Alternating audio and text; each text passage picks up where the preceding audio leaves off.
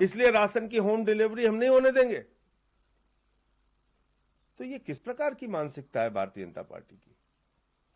मुझे तो तरस आता है उनकी सोच पे कि आप अपनी राजनीति के चक्कर में एक सरकार को जनहित की योजनाएं बनाने नहीं दे रहे, जनहित के कार्य नहीं करने दे रहे। तो मुझे लगता है कि दिल्ली की जनता ये सब कुछ देख रही है और इनको माफ नहीं करेगी। सर, कोरोना की बात, महाराष्ट्र की बात करें तो 2 दिन लगातार 25,000 से ज्यादा मामले आए हैं। काफी गंभीर स्थिति बनी हुई है इस वक्त। पंजाब के 11 जिलों में कर्फ्यू है, स्कूल कॉलेजेस बंद कर दिए गए हैं। एमपी में भी अब स्थिति खराब दिख रही है।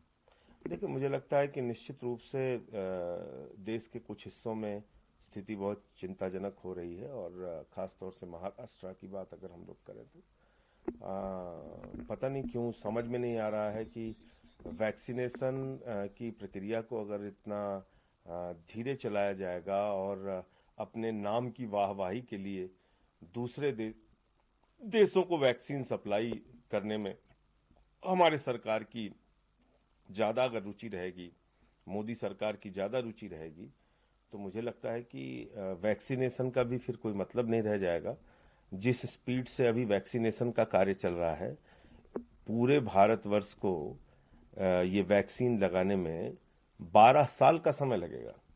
तो अगर इस देश को बचाना है तो जो पहल अरविंद केजरीवाल जी ने की है कि हम जल्द से जल्द वैक्सीनेशन कर सकते हैं, वैक्सीन उपलब्ध कराई जाए उसके आधार पर, तो मुझे लगता है कि इसमें सरकार को ध्यान देना चाहिए। और दूसरा ये कि इसमें कई तरह के स्ट्रेन समय समय पे आ रहे हैं, वो भी चिंता का विषय है, उस पर भी सरकार को सोचना चाहिए कि उससे कैसे निपटेंगे।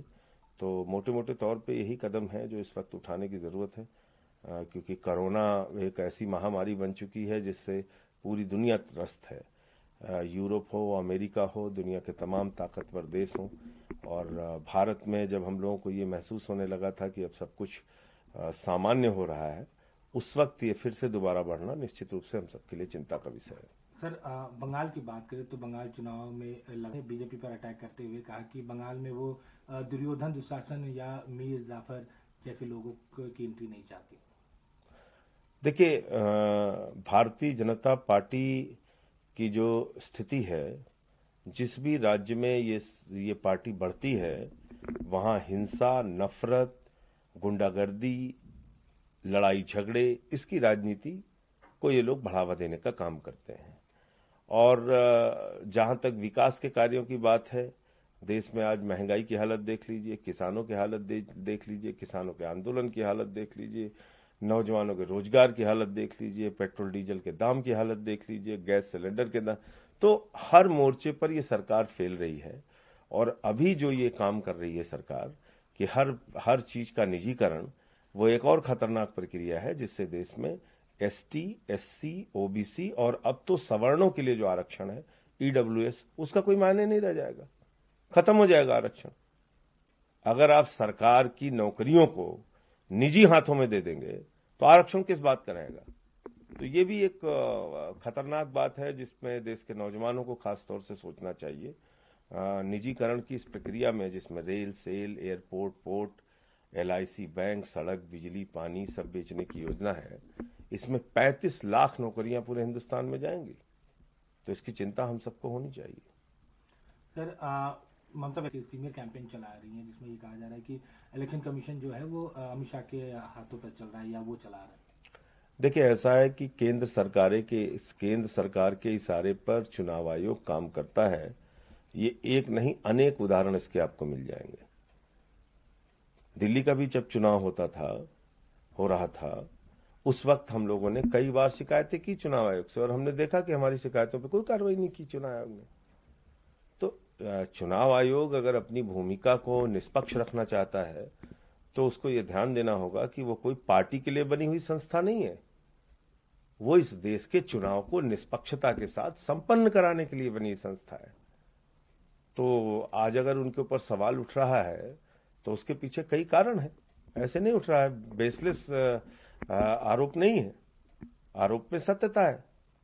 एक राज्य का चुनाव आप 8 चरणों में कराएंगे और तमिलनाडु जैसे राज्य का चुनाव आप एक ही चरण में करा देंगे।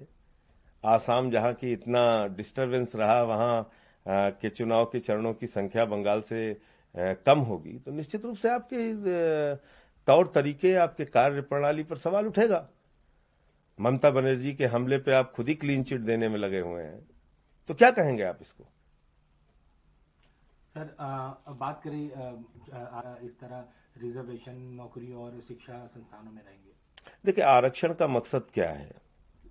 बाबा साहब डॉक्टर भीमराव अंबेडकर जी ने जब संविधान में आरक्षण की बात कही तो उसके पीछे मकसद ये था कि समाज के कमजोर तबके को, जो सामाजिक कारणों से हमारी समाज की जो कुरीतियां हैं, भेदभाव, जाति, धर्म, इसके आधार पे जो वर्षों से पीछे रह गए लोग हैं, उनको विशेष अवसर देकर आगे करना, ये आरक्षण का मूल सिद्धांत है। और इसके पीछे की अवधारणा यही है कि इसके कारण उनको विशेष अवसर मिलना चाहिए और उनको आगे समाज की मुख्यधारा में लाने की कोशिश होनी चाहिए।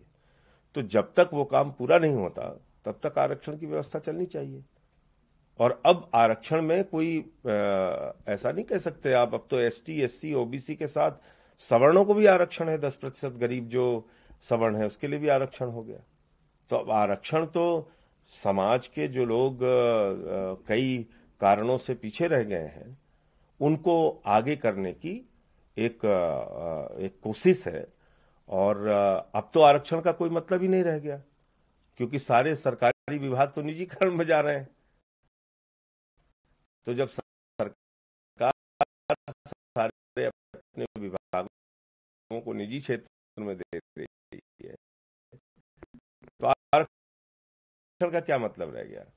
और इस सरकार के लिए मैं कहता हूं कि भारतीय समाज में एक शब्द का इस्तेमाल होता है, पतिव्रता। कुछ कर उनके इशारे पर नाचती है। तो मुझे लगता है कि धीरे धीरे सारी सरकारी नौकरियां खत्म हो जाएंगी, जो सरकार का तरीका है।